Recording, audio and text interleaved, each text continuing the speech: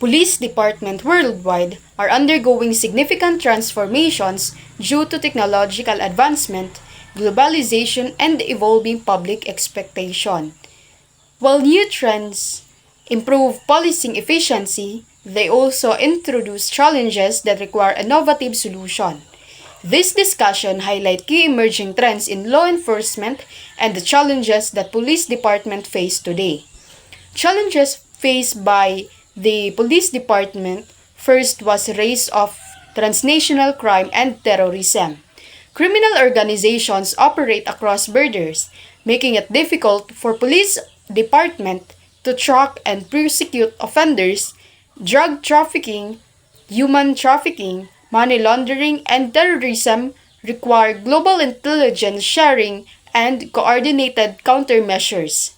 Jurisdictional differences and varying legal frameworks often slow down investigations. Second, budget and resource constraint. Many police departments face financial limitations, impacting their ability to invest in modern technology, hire additional personnel, and conduct specialized training. Cybercrime investigation, in particular, require expensive forensic tool and highly trained officer, which some agencies struggle to afford. And lastly, public trust and accountability. Incident of police misconduct, excessive force, and racial bias have led to public distrust in law enforcement. Protests and social justice movements demand greater transparency, accountability, and reforms in police policies. Police department must navigate this tension while maintaining law and order. So in conclusion of this, policing is evolving with new technology, global collaboration, and community-focused strategies. However, challenges such as transnational crime, resource limitation, ethical concern, and public trust issues continue to test law enforcement agency. To address these challenges, police department must adopt innovative solutions, enhance transparency, and prioritize officer and community well-being. Emerging trends in policing due to globalization. Globalization has transformed law enforcement by fostering international collaboration, advancing technology, and enhancing data sharing mechanisms. As crime becomes more sophisticated and transnational, policing strategies have evolved to address these challenges effectively. The following are key emerging trends in policing due to globalization. First is use of advanced technology. One of the most significant trends in modern policing is the adoption of advanced technology to improve crime prevention and investigation. Artificial intelligence, also known as AI, and machine learning are being integrated into predictive policing systems, which analyze crime patterns and help law enforcement agencies allocate resources more efficiently. AI-powered surveillance tools such as facial recognition and biometrics are increasingly used to identify suspects in real time, enhancing security in public spaces. Drones and robotics have also become essential in policing. Second was cybercrime and digital investigations. As more criminal activities move online, cybercrime has become a primary focus for law enforcement. Cybercriminals engage in hacking, identity theft, online fraud, and human trafficking through encrypted platforms, making digital forensics an essential aspect of modern policing. Authorities now monitor the dark web, where illegal activities such as drug trafficking and arms smuggling are facilitated. Blockchain forensics is another growing field, helping law enforcement trace illicit cryptocurrency transactions linked to money laundering and ransomware attacks.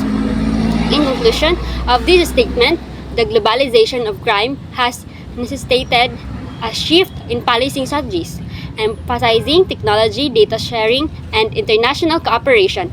Predictive policing, AI-driven surveillance, cybercrime investigations, and real-time data exchange are shaping the future of law enforcement.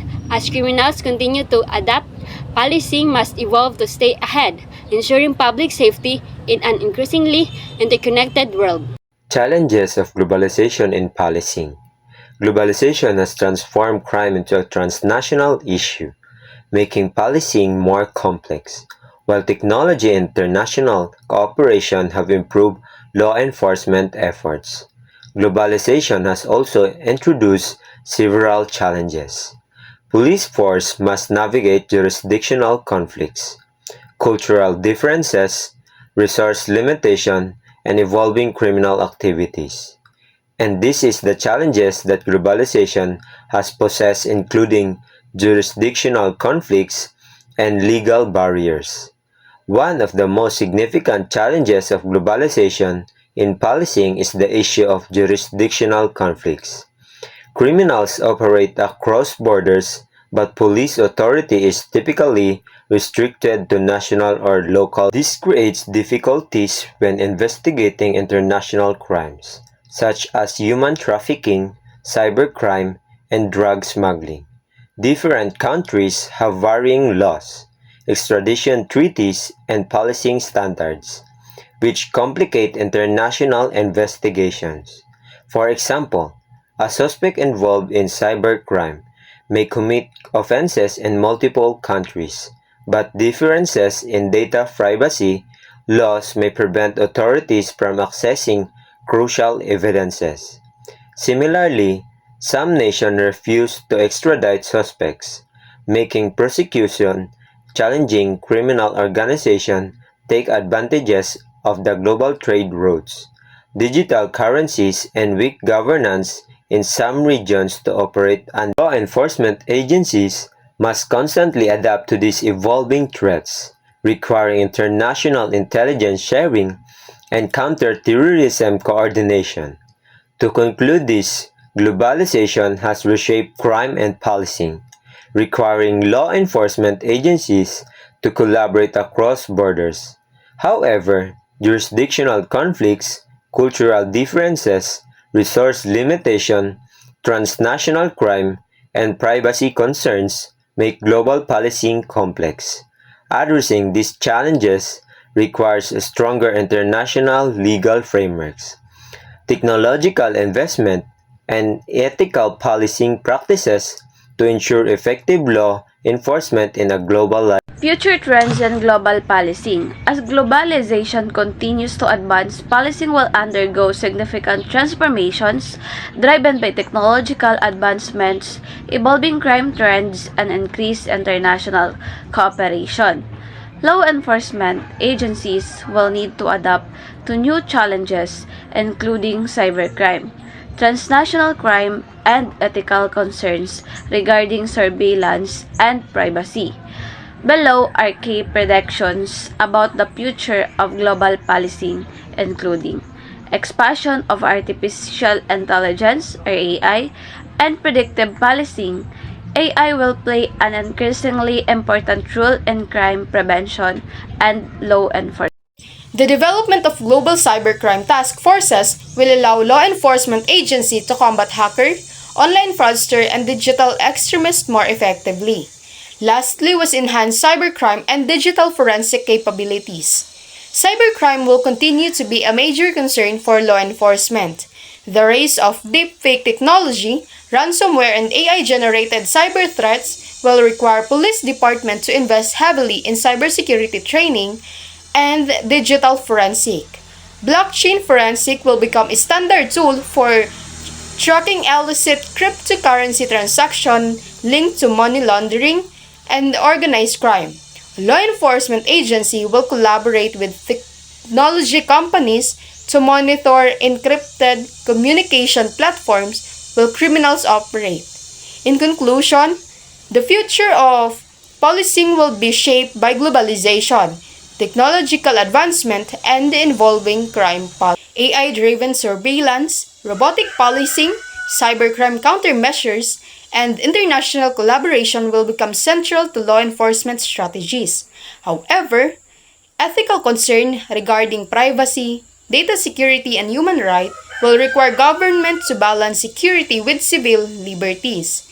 To adapt effectively, police departments should embrace innovation, while ensuring transparency and public trust in their methods. Recommendations for improving global policing practice as crime become more transnational and technology drive global policing must evolve to address emerging challenges with leveraging and benefits of globalizations. Effective law enforcement in a globalized world requires enhanced international cooperations, ethical use of technology, and improved community engagement. And strengthening community policing and public trust. A strong relationship between law enforcement and communities is essential for crime prevention. To improve public trust, police departments should adopt community-oriented policing strategies where officers actively engage with local residents to address concern and build a relationship. Increase transparency in law enforcement operations by making data on arrest, use of force, and surveillance practices publicly available. And lastly, encourage civilian oversight communities to review police conduct and investigate misconduct cases fairly and independently. In conclusion, improving global policing requires a combination of international cooperation, ethical technology use, officer training, and community engagement. By strengthening data sharing network, enhancing cybersecurity, and prioritizing accountability, law enforcement agencies can address modern challenges while ensuring public trust. As globalization continues to reshape crime and security, proactive and ethical policing strategy will be essential for maintaining global safety and justice.